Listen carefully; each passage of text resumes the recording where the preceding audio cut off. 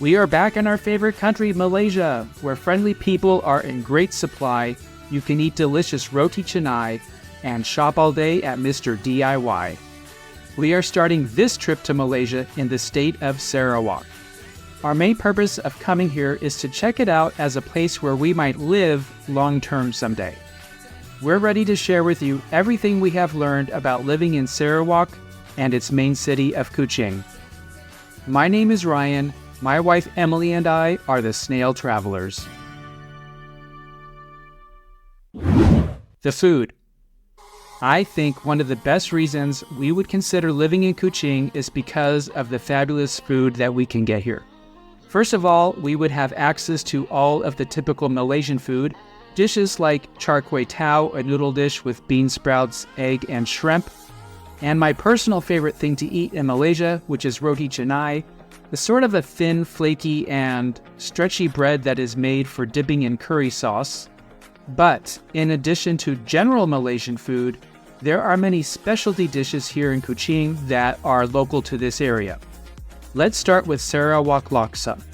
Now, I'm going to admit right away that I was a little scared to try Sarawak's special version of laksa. By the way, laksa is a type of noodle soup, and I was scared that it was going to be too spicy for me. But let me tell you, I am really glad that I went ahead and tried it because I really like it. It does have a little kick, but not too much spiciness for me. It doesn't burn my lips. The main ingredients are rice noodles, chicken, omelet pieces, bean sprouts, coconut milk, a few shrimps, and of course, the chili component. Next, I'm going to talk about another dish that is popular here in Kuching called kolo meat. This is a bowl with fried noodles, fried onions, and sliced or minced pork, although there are also halal versions that don't contain pork. One of the most popular places to get this in Kuching is at the K1 Kopitiam food court. In fact, it's so popular here that we waited 1 hour to get our kolo meat. That's how good it is. And finally, let me just tell you that if we do come to live in Sarawak, you might not recognize us because we will be gaining weight. And that will be because of Sarawak's famous layer cake. What makes this cake unique is the large number of thin layers that get stacked together to form the cake. But yeah, we think the food in Kuching would be one of the best reasons to live here. Immigration. SMM2H is the visa we would probably get if coming to Sarawak for retirement or to live long term. And this visa is completely different from the federal visa called MM2H, without the S.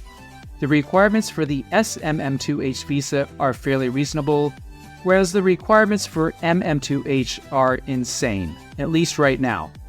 We applied for the federal MM2H visa back in 2020 when the requirements weren't so ridiculous, but the old program was suspended before we completed the process. But let me say that the immigration rules are constantly changing.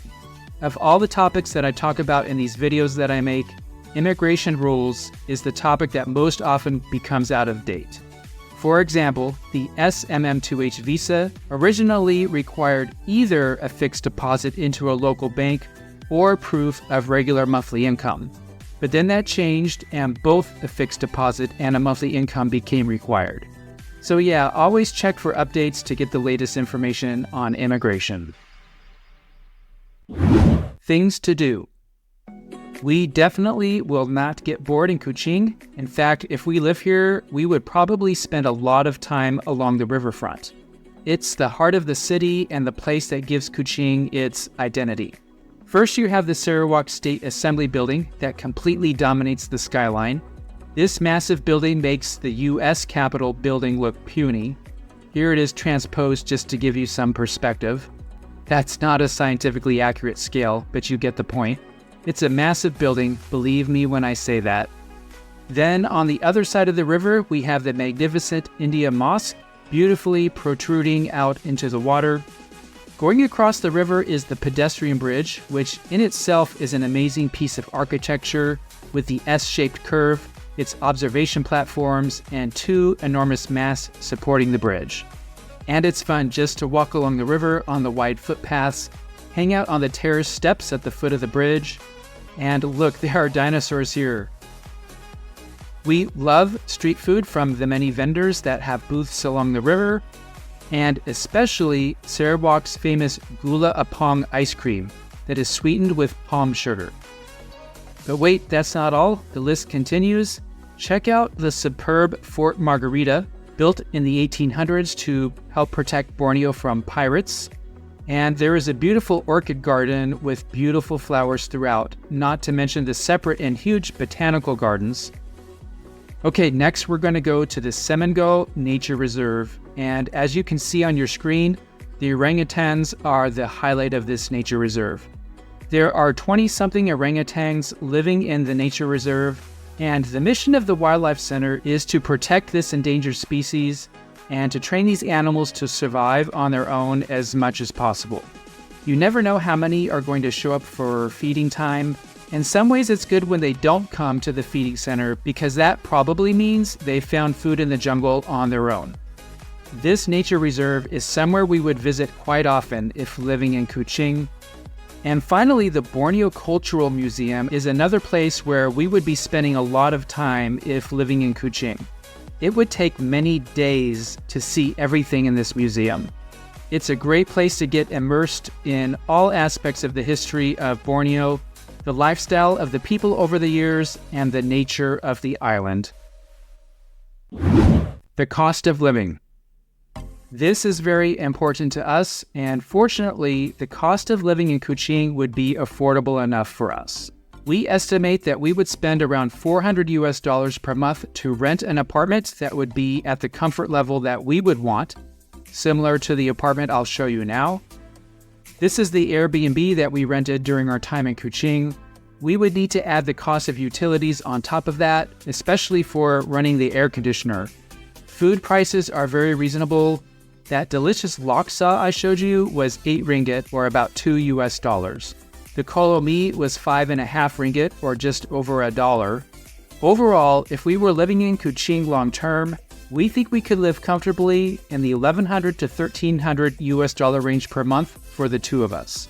We do tend to live a more frugal lifestyle compared to most Americans we know, although we also know there are people that can get by at their comfort level for less than us. I'll put our sample budget down in the description below if you want more details. The electric bus. We don't ever want to own a car again if possible, and if we were living in Kuching, we would take advantage of the electric bus here.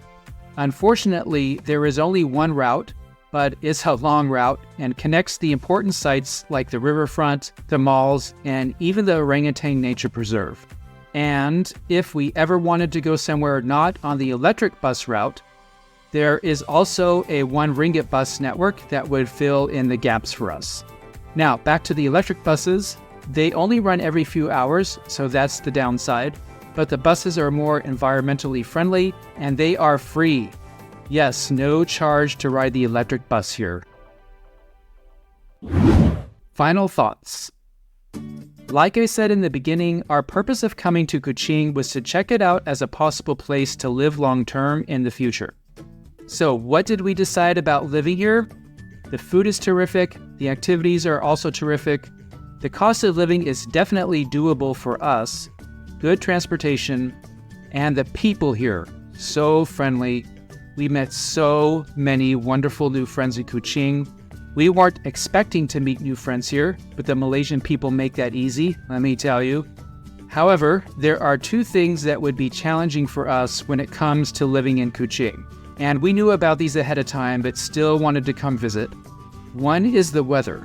It is very hot and humid all year long. Even the coldest day of the year is hot. The second challenge for us is the financial requirements to get the SMM2H visa.